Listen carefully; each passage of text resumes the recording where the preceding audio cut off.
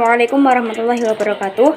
Kami dari kelompok 13 yang beranggotakan Primudita Aini, Ahsinu Mu'ainatul Husna, Zastin Isnaini, dan Ayin Asa Azizah akan mempresentasikan tentang filsafat abad 21. Di sini ada 5 macam filsafat. Yang pertama, postmodernisme, yang kedua, filsafat perennialisme, yang ketiga, filsafat feminisme, yang keempat, hermeneutika, dan yang terakhir adalah filsafat analitik. Yang pertama ada postmodernisme. Postmodernisme itu sebagai sebuah kritik dalam pemikiran yang universal, yang artinya adalah memperbanyak analisis dalam pemikiran yang luas. Tokoh-tokohnya yang pertama, Jean-François Lyotard. Inti dari konsep postmodernisme, Lyotard adalah keruntuhan the green narrative yang dimunculkan oleh modernisme. Dia berpendapat semua grand atau metanaratif tidak lagi dapat dipercaya dan harus ditinggalkan.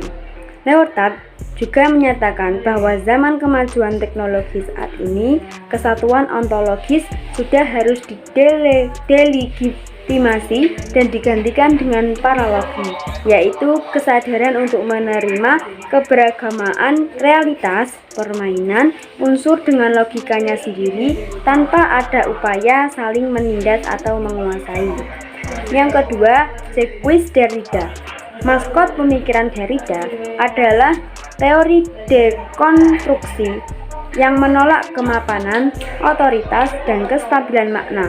Pada sisi lain, teori ini membuka pintu kebebasan dan kreatif seluas-luasnya dalam proses pemaknaan dan penafsiran.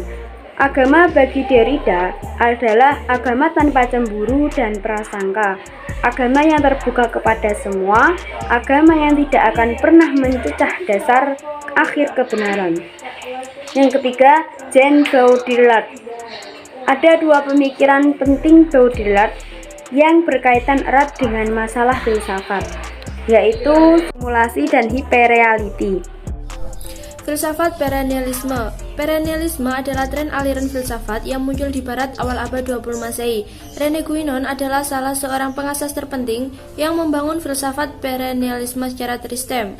Persamaan di antara filsafat postmodern dan perennial yaitu banyak mengkritisi filsafat modern yang dianggap telah gagal membawa manusia meraih kebahagiaan.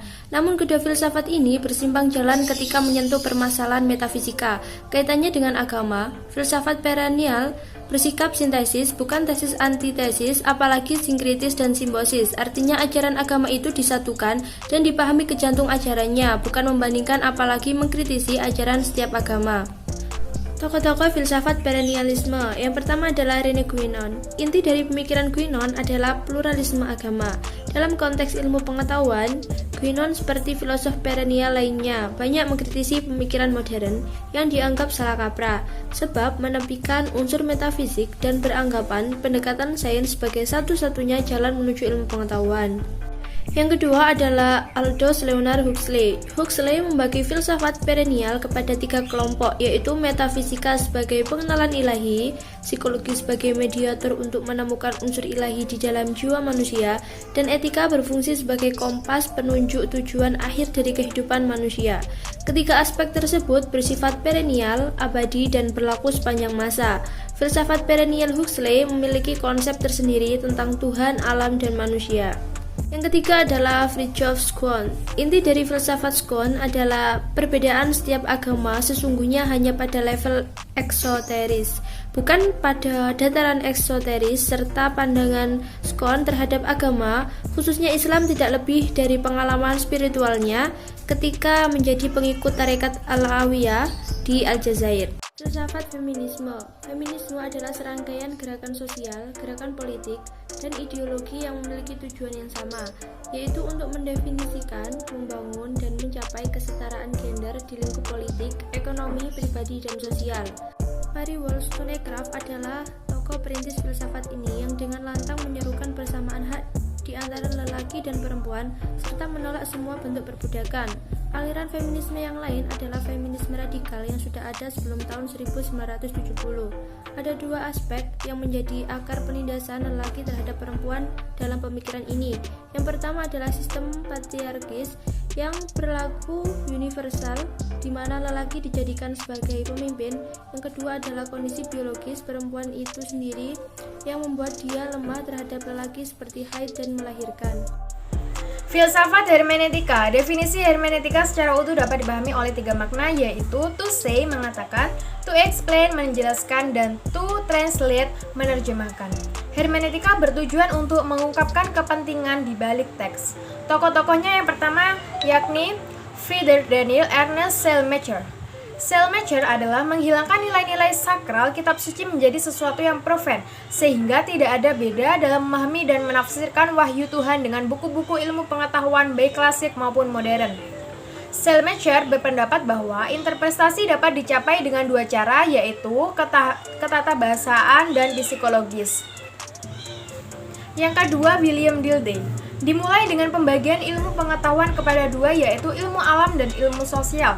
Dalam pemikiran Dilthey, sifat kesejarahan senantiasa dijadikan bahan terpenting dalam hermeneutika, sebab manusia adalah makhluk sejarah dan sejarah adalah fakta-fakta. Maka setiap teks harus dipahami secara kritis beserta konteks sejarahnya.